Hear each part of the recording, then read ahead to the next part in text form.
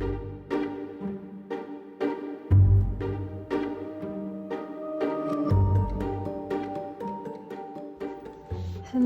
everybody, and welcome to my first deck flip through.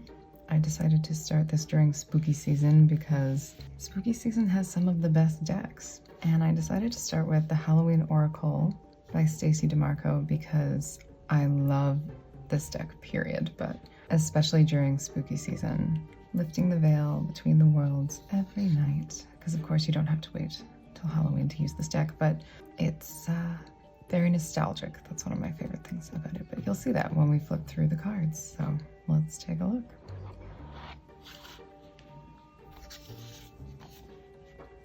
It comes with a nice big guidebook, so you can flip through.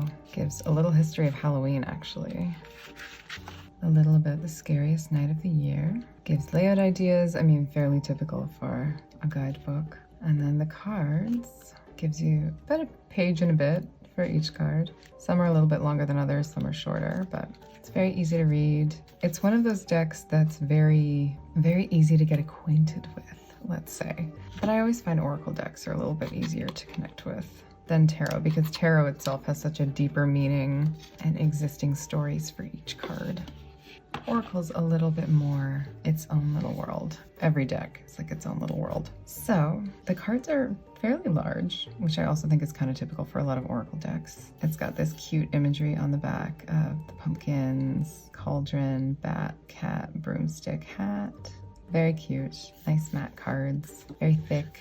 Mine are not in order because I use them, but they're also not numbered, so there's no need for me to change the order that they're in before I flip through them with you. So, Skull of Darkness, Blind Spots. There are some cards in the deck that are a bit like this. They're a little more mysterious, a little less recognizable, a little more unique. And then some of the other cards you'll see have that very classic Halloween themes to them. As I said, I really find a lot of those particular cards actually very nostalgic, remind me very much of Halloween when I was a kid. When it was magical for different reasons than it's magical for me now. But I remember the fun of Halloween when I was a kid. I'm one of those pre-internet kids, so we really felt the season differently. We'll just say that. So we have Skull of Darkness, Blind Spots. Very cool card. The idea of you might be missing some things. And then we have the Ghost, Regret, which I think is quite fitting when you think of the idea of ghosts and the potential for unfinished business. That could be where the regret comes in. These are just my interpretations of the cards. The guidebook gives beautiful meanings for each card from the creator. I'm just gonna... I'm feeling very cozy today, so I've got my hot coffee. It's one of those days where, do you ever get a tickle in your throat? You're not sick, you don't have a cough, you're just trying to speak and your throat decides to not cooperate. So I'm gonna be sipping my coffee throughout our cozy little deck flip. Okay, then we have Graveyard, Unnecessary Fear. We tend to find graveyards scary when there's really nothing scary about them. It might also refer to the unnecessary fear of death. It's another transition that happens to all of us, but I feel like that ties in really well with the Ghost card and regret. I feel like a lot of us, when it comes to dying, I don't want to get too deep. When it comes to the idea of dying, it's either unfinished business or we just don't want to leave the people that we love. We're not ready to go yet. I think it goes both ways. You know, when you think of someone you love leaving this plane, a lot of people don't think about the other side of that. You know, if you were to leave and the hurt that that would cause. Yeah, it's not that deep. It's just unnecessary fear, but that's what I thought of in the moment here. Ancestors, the love and legacy of our DNA. I love that this is a tree, the roots of who we are connecting, like the roots of a tree. And the idea that, you know, trees' roots under the ground, it's a whole other world beneath the surface of the ground that we don't get to see. But this interconnectedness that doesn't just, you know, stop. It connects everything. It draws from the earth, it draws from the air, and it creates these big strong foundations for us. The apple. I'm saying the apple. Risk and reward. I think that one's really interesting. Apples, of course, are a wonderful symbol of the harvest season, of autumn. Risk and reward, though, is it a reference to like Snow White? Is it a poison apple? You take a shot, turns out it's not poison. Yay. I just think it's a very pretty card. And a little apple blossom. Barmbrack, sweetness and synergy. Assuming barmbrack is a type of harvest bread. I've never made it. I've never heard of it before this deck, but that's what it looks like to me. I love all the pumpkins. So sweetness and synergy. This could be a positive card. This, just bringing in that sort of little bit sweeter energy, synergy, things working together well, like ingredients working together to make something delicious. Elements can work together in your life to bring about a delicious outcome. Cauldron, synergy again, and healing. I think this is just my opinion. I think this cauldron looks more like a fancy vase or a fancy urn, but the message is there and the imagery is there. You've got the fire, you've got the pentacle. I like the intricate detail around the rim of the cauldron. You can't really see unless you look really close. Synergy and healing. So again, things working together, elements working together, healing, because often, we think of cauldrons as being used to concoct these horrible poisonous potions, but oftentimes they were actually used for healing. Trick or treat, mischief and play. This is one of those cards that reminds me of the old sort of, I guess now you would call it vintage Halloween imagery of, kids in costumes. And my brother and I had little pumpkin head pails that we used for years to walk around trick-or-treating before we eventually switched to pillowcases, like a lot of kids did. Yeah, mischief and play. So just a little upbeat card, remembering, that it's okay to play. Even as adults at Halloween, it is okay to play. Vampire, emotional intelligence. Traditionally, you think of vampires being associated with things like eternity and immortality and time, things like that. Or even things like eternal love, We like to romanticize the vampire, as we should. It's a very romantic character. But in this deck, it's emotional intelligence, because the vampire has had time to observe their own humanity, observe the humanity of those around them, to reach a different level of understanding of, human emotion. And maybe it's because in a lot of vampire myths, the vampire loses their sense of humanity, loses their ability to understand their emotions, but tend to remain fascinated with the idea anyway. Again, I'm making this far deeper than it probably actually is, but I just find it neat that the keywords for vampire are emotional intelligence, a type of inner wisdom. It's very pretty. Werewolf, exploring wildness. So to me, this card is very much about tapping into that other side of you. Stop, always trying to control and contain yourself. We are all creatures of nature. I know we tend to forget that, but we do. We all come from nature, and nature is wild. Nature finds a natural balance between wildness and serenity, and sometimes we forget that we are capable of both as well. Winter, the sacredness of pausing. I love this card. I think this is a very beautiful card. Maybe it's because it's a maple leaf, but this card really does look like a Canadian winter to me. And it reminds me of the old vintage, like Halloween season, not Halloween season, sorry, like just winter season, I guess. I mean, there was a time in my childhood where it was common practice to buy your Halloween costume like 1 or 2 sizes too big so that you could fit a snowsuit under it because it was very cold to go out on Halloween. Now we're just happy if it doesn't rain. But anyway, it reminds me of those old vintage winter images, and I love the way it makes me feel. And the sacredness of pausing, I love too, because following Halloween and Samhain, a lot of people really get into that holiday grind. And I mean, the reason that a lot of people still consider Samhain the beginning of the new year is because that was the last harvest. That was when the world got quiet for winter and the snows would come. We rested with the earth. I feel like we've kind of forgotten that. So I tend to look forward to winter. I'm one of those weirdos that actually enjoys winter. I like walking in the woods when the snow blankets everything and cushions the sound. And I do find it very peaceful and restful. And I think this card is a beautiful reminder that we have all this fun at Halloween, but the time for rest is also coming and is also important. The Witch, the earthly weaver of the worlds. This card reminds me of the Wicked Witch from Once Upon a Time. She looks very like it could be her. Love it. Love her. Love this card. It's, very old school witchy imagery with the buckles and the fire between her hands. She's got a big cloak on. You see her big bell sleeves. And I like the little smile. I like that you can't see her entire facial expression, but you can see the little smile because she's enjoying this power. She's enjoying her magic, the earthly weaver of the worlds. And this is just a fun card. And if you are a witch reading with this deck, you are wildly open to interpretation with what this card can mean for you, because the path is different for all of us, as it should be. That's another video. Very cool card. I like this one. Very colorful. Zombie. Control. I remember the first time I saw this card and I thought, control, like zombies are out of control. Like that's the whole point. They can't be controlled. Zombies initially were the result of spell work where one would possess the body of another to do things for them. I don't know necessarily a dead body, but the body of another person, and basically taking someone else's free will. I think this is neat. It's again, an interesting take. One thing this deck does very well, it uses very popular, very common, very recognizable symbols that gives us a slightly different way of looking at them. So zombie is control.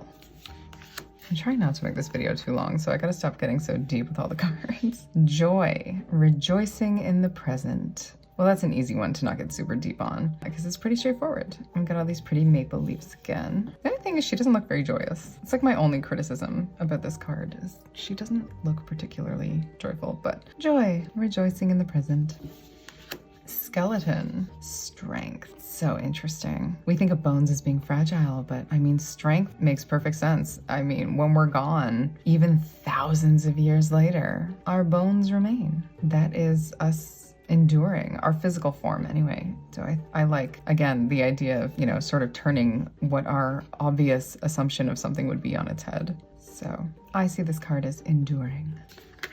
This is a beautiful card, the Skull of Light, Illumination. So this is another one of those cards that's like the Skull of Darkness. It's very open to your interpretation. I'm sure it has a beautiful meaning in the book. The purpose of this flip through is more to show the cards than to really get into their deeper meanings. I leave that to you as a reader. But this one is Illumination, so perhaps shedding light on a situation. Very pretty. Love the colors. Also very pretty, Lady de los Muertos, Acceptance and Equality. I love the lace work against her skin. Very, very beautiful. The Lamp, Remembrance. I wonder if this is like inviting us to remember the old traditions, the old Halloween traditions of putting a candle in the window so that our past loved ones could find their way home.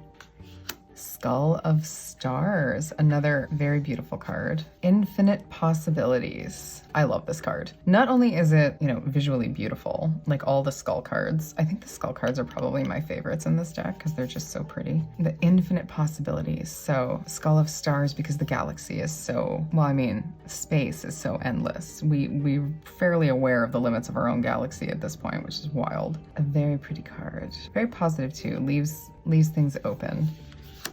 Spider, community and web weaving. I always see this card as communication and connection with others, which I think can fall under community. Web weaving, making connections. She's very pretty. Nice intricate web. I love the spiral on her back. It's also very symbolic of the spiral of life. And weaving. And I like that the witch card referred to the witch as a weaver. And then we've got this beautiful spider.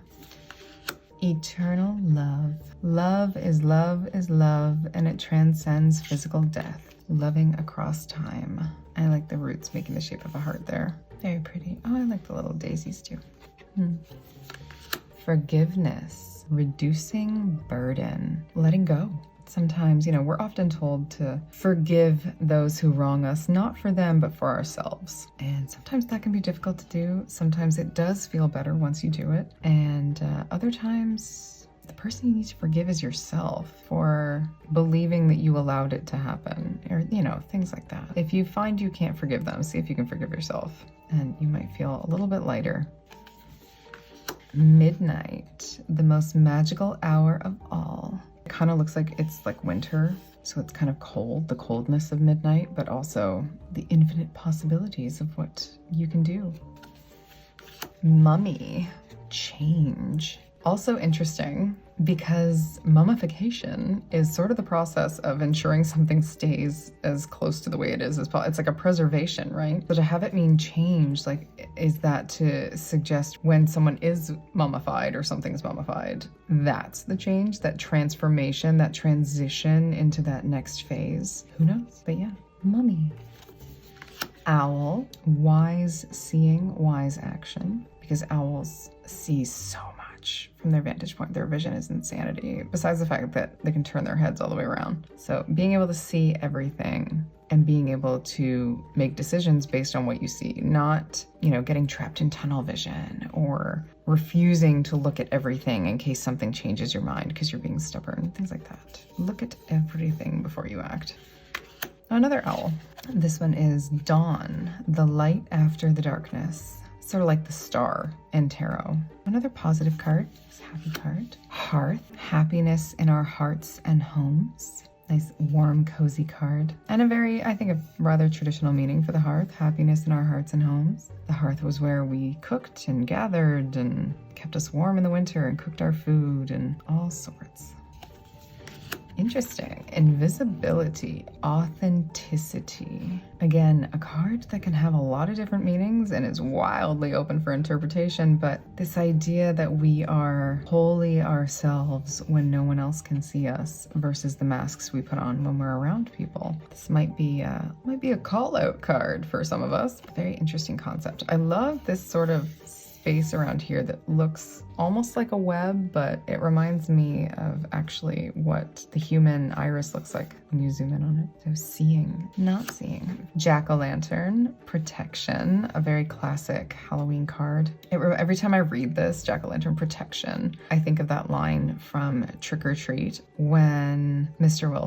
Wilson says these traditions, they were originally meant to protect us. A lot of these traditions were meant to protect us, to invite our loved ones home and keep away that which was not welcome, but could potentially be going bump in the night that night. But it's very classic Halloween imagery. Very nostalgic little card. I like it. Another skull. We have the skull of flowers, creating through the ashes. From that which dies grows new life. It's a very pretty card. It's kind of like a rebirth card, which I really like. This is also a pretty card, the death card. The eternal cycle begins here. As they say, death is not an ending, but just another beginning. And I like the moth with the moon. Very pretty card. The underworld. Got the pomegranate for Persephone, where all things pause and begin again, because the underworld is often an area of transition. We go there to rest before we begin a new cycle of life. When this comes up in a reading, to me, it's very much, it's okay to be in a place of transition right now. Things are changing. Just chill. New things are coming. Scrying, intuition. I like the crystal ball. It's very pretty. I like the colors. Got some crystals and a bone. I mean, this one's fairly straightforward. Using your intuition.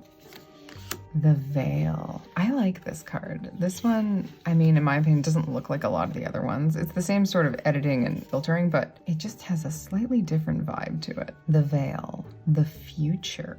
Perhaps it is as hidden to us as the unseen.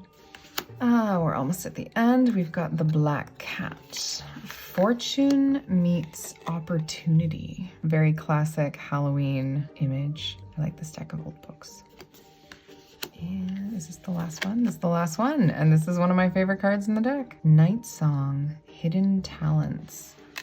So I love this card because, again, it reminds me of like just old sort of paintings and postcards, but cardinals remind me of two of my grandparents that I've lost. And I think of them whenever I see cardinals. I wonder which of them is visiting. It's interesting. It's up to you as a reader to, you know, use the book's interpretation of the cards, which I don't agree with the readers that say you should just throw the book away and connect with the deck yourself, because I feel like somebody took the time to create this deck and give meaning to the cards. Obviously, there's a lot of room for nuance as a reader, but I don't remember the meaning of Night Song and Hidden Talents, but I love this card. I think it's absolutely beautiful. And when it comes up for me, it sort of reminds me that those who have passed are still nearby, even when I can't always hear them or feel them or see them. Yeah, so that is the Halloween Oracle.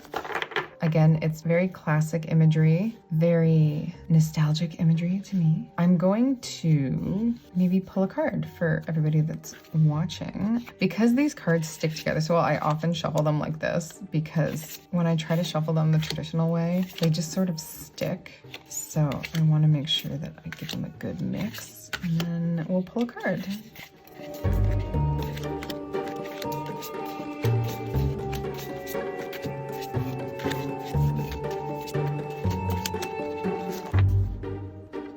Okay. There's 2 cards because they still stick. That's fine. We'll have 2 cards. Dawn, the light after the darkness, and midnight, the most magical hour of all. So the first thing that I noticed, which I find really interesting because I'm super visual as a reader, is the way that these 2 cards side by side actually flow perfectly into each other. Like this flows perfectly into here. Even this is like the same color as if it's the same sky, and then where this blue flows down and it turns into the hillside, it's like they're meant to go together. We have dawn, the light after the darkness, and midnight, the most magical hour of all. So I hope they're both in frame. I can't see what you guys are seeing, so I'm just gonna hope I've got these lined up in the right spot. This card was on top, this was first, so I'm gonna start here. I like these balance too between the 2 circles. I always look for the visual aspects first. Pretty straightforward. If you've been going through a difficult time, I feel like this, like as soon as I say that, I feel very strongly that this may have to do with someone's practice. If you feel like you've been going through a period of stagnation, or you've been going through a dark time in your life that has negatively affected your practice, like maybe you haven't been practicing as much or something, you know, just that you love. I'm not going to assume everyone watching is a witch, but this is a card of hope. This is a sign that better times are coming ahead. Light is going to return, and the light after the darkness also helps shed like this brilliance on everything, so that what you couldn't see in the time of darkness, you will be able to see now. Things being revealed by the light, because oftentimes the darkness is much more frightening because we can't see what's there with us. But once the dawn comes, we realize no need to be afraid. There's nothing dangerous in the dark with us. It's just dark. So this is kind of coming out of that dark period, coming out of a time of stagnation, coming out of anything that made you feel, I'm hearing trapped. I feel like somebody or somebodies were feeling trapped, difficulty breathing, like it just was so constricting. And now there's this new time and new phase coming. And then midnight is feeling almost like an invitation back into practice, an invitation back into that which brings you a sense of personal power and remembering your connection to the earth and to the world and to nature, because that's really the core of what magic is. Remembering where our roots are and being able to work with the energies of the natural world and the world around us to bring about the change that we desire. And maybe you felt helpless and like there wasn't anything that you could do and there wasn't any way that you could create change. But now we know that's not true. I just noticed the clock is backwards. I have no idea if that was on purpose. Is her clock backward? It is, I think. Yeah. Okay. Interesting artistic choice. So counterclockwise, that's interesting. It sort of feeds into this idea that I'm feeling of going back and being able to go back to that which brings you a sense of personal power.